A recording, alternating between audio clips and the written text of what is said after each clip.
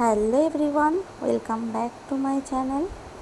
তো আজ আমি একটা নতুন আরেকটা রেসিপি নিয়ে চলে এসেছি। আজ আমি করব হচ্ছে পমফ্রেট মাছের ফ্রাই, মশলা ফ্রাই। একটু মশলা মাখিয়ে নেব। তাই এখানে বড় একটা থালাই নিয়েছি, ডিশ। তো ওতে আমি একটু আদা রসুন গ্রেট করে নিয়েছি। যে গ্রেটারটা দেখালাম ওটা দিয়ে আমি গ্রেট করে নিয়েছি। তো তারপর এখানে আমি দিয়ে দিচ্ছি বেসন। পুরো ব্যাপারটা বেসন দিয়েই হবে, অল্প, খুব বেশি না, পরিমাণ অনুযায়ী দিতে হবে, ঠিক আছে। তাতে আমি আরও কিছু মশলা অ্যাড করব। সেটা হচ্ছে এখানে দিয়েছি আমি হলুদ গুঁড়ো, পরিমাণ বুঝে দিতে হবে সবটাই, বেশি পরিমাণে হলে বেশি। এখানে আমি 5টা মাছই করব, তাই আমি এখানে নিয়ে নিলাম হচ্ছে হলুদ গুঁড়ো দিয়েছি, আর দিয়েছি ধনে গুঁড়ো। ধনে গুঁড়োটা দিতেই হবে, আর বেশ কিছুটা লঙ্কার গুঁড়ো।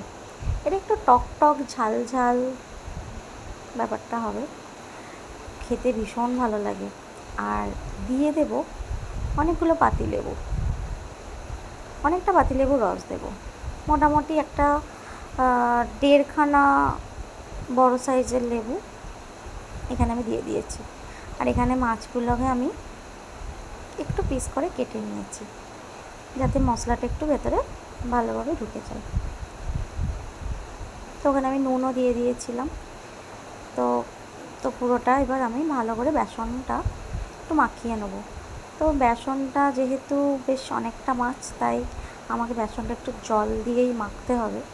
এখানে সমস্ত মাছগুলোকে আমি একটা একটা করে মাখিয়ে নেব। এখানে আমি একটু অল্প অল্প করে জল দেবো, দিয়ে ভালো করে বেসনটাকে আমি মাখিয়ে নেব।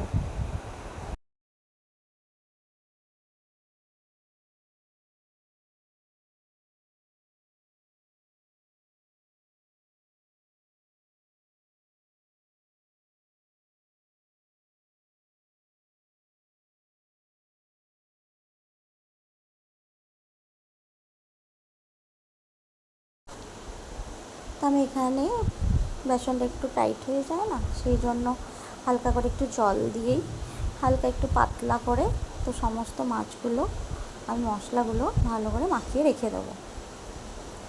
ব্যাস আমার মোটামুটি সমস্ত মাছগুলো, যে পেটের কাড়া যেগুলো ছুরি দিয়ে কেটে দিয়েছিলাম, তো সেইগুলোকেও আমি ভালো করে মশলাগুলো ভিতরে ঢুকিয়ে দেবো, দিয়ে মাখিয়ে আমি বেশ কিছুক্ষণ ফ্রিজে মোটামুটি 8 ঘন্টা মতো রেখে দেবো।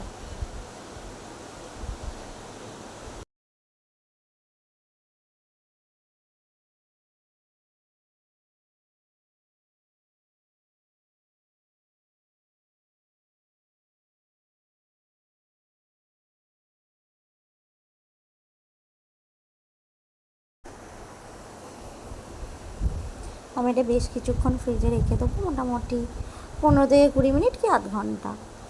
তো ঢাকা দিয়ে রেখে দিলাম। তো তারপর আমি একটা আধ ঘন্টা পর যখন এটা আমি ভাজবো, তো আমি একটা প্যান বসিয়ে নিয়েছি, ফ্রাইং প্যান।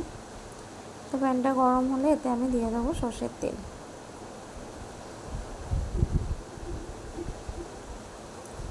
তো সর্ষের তেলটা গরম হওয়া পর্যন্ত অপেক্ষা করব।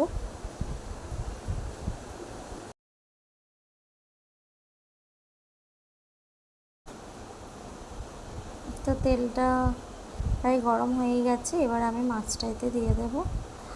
আর মাছটা আমি গ্যাসের ফ্লেমটা মিডিয়ামে রেখে আমি 2 পিসটা ভালো করে ভেজে নেব। বেশ জোরে দিলে হবে না, কারণ মাছটা কাঁচা থেকে যাবে। তো অল্প আঁচে ভালো করে মাছটা আমি 2 পিসটা লাল লাল করে ভেজে নেব। এই যে দেখছি হয়ে গেছে 1 পিস, তো আর 1 পিসটাও আমি ভালো করে ভেজে নেব। এটা খেতেও হয় অসাধারণ, আর টক টক ঝাল ঝাল একটা ব্যাপার থাকে, খুব সুন্দর খেতে হয়। তো ভিডিওটা ভালো লাগলে একটা লাইক করে দেবেন, আর সাবস্ক্রাইব করতে ভুলবেন না। নেক্সট ভিডিওতে আরও আমি অন্য রেসিপি নিয়ে আসবো। Tata, bye bye.